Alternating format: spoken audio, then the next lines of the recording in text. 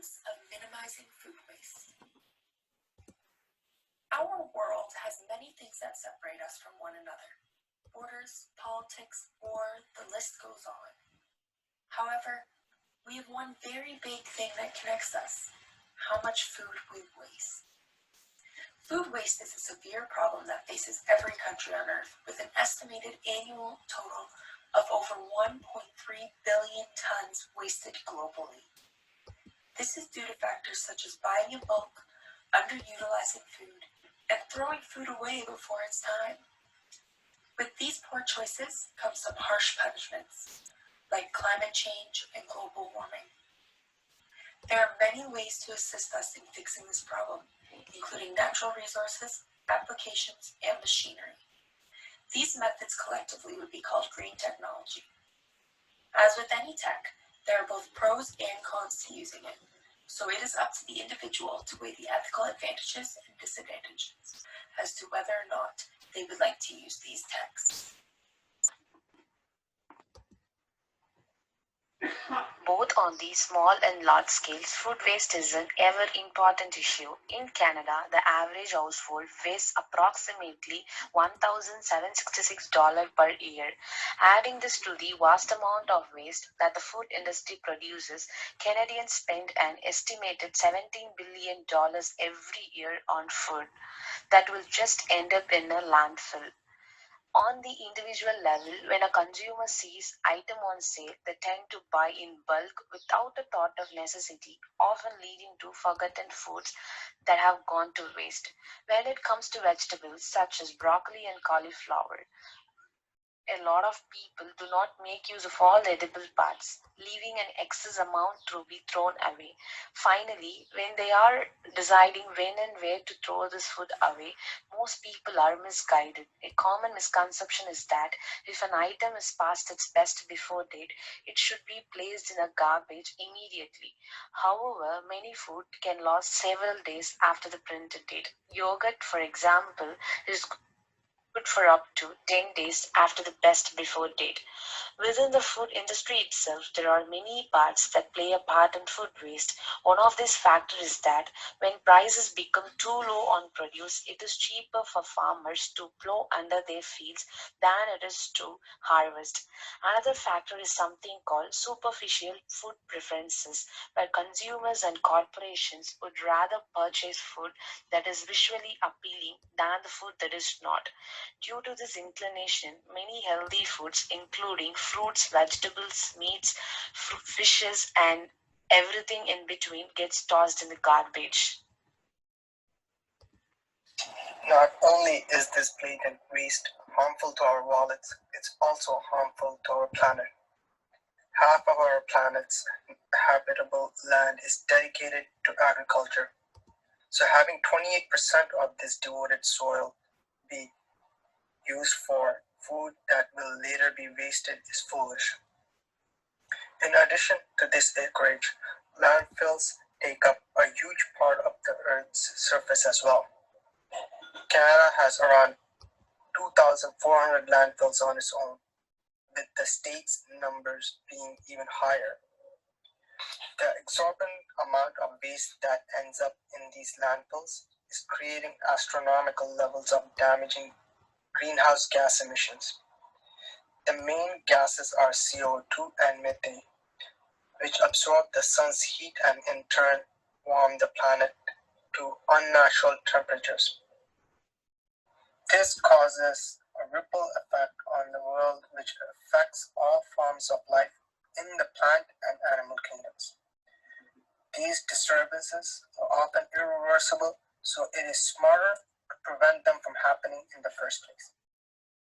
Some green technologies that aid in the lessening of the ecological footprint that comes with food waste are things such as Hungry Harvest, Olio, and Copia, which are essentially food sharing apps. The users, whether it be personal or business, can place whatever food they have an excess of on this app, and it will be distributed to those who need it.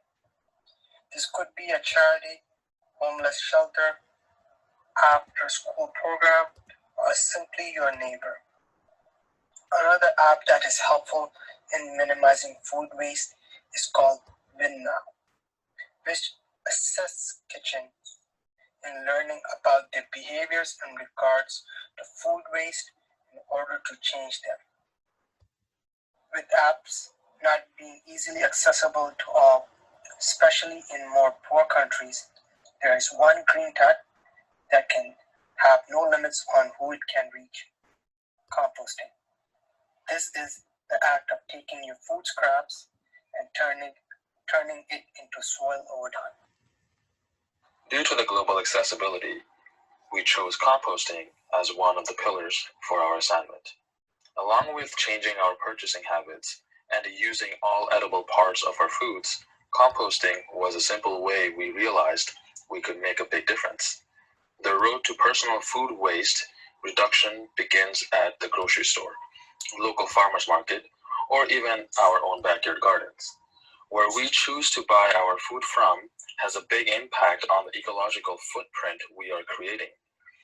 By shopping local and only buying what we needed, we saw a decrease in the amount of food we threw out at the end of the week. Those of us that are fortunate enough to have a garden were able to get our vegetables right from the soil itself.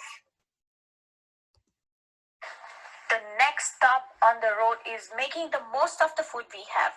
There were a few areas in which we realized we could improve on this factor. The first and foremost was being to use all parts of the food that we can. Often it's only the florets from broccoli and cauliflower that were being eaten in our homes, even though the stems have the same nutritional waste and taste. Speaking of the stems, by mixing the otherwise wasted vegetable scraps, such as broccoli stems or carrot peels, in a large pot with water and seasoning, you can create a simple vegetable broth to use as a base in soups, sauces, and even risottos. Another area where we found there were not wasting, otherwise healthy food was being eaten was not by eating our leftovers. We would make this beautiful and flavorful meal, take the time to pack the leftover away nicely, and then leave it in the fridge until it was no longer edible. Just by simply eating the foods that we had already prepared, our food waste levels dropped dramatically.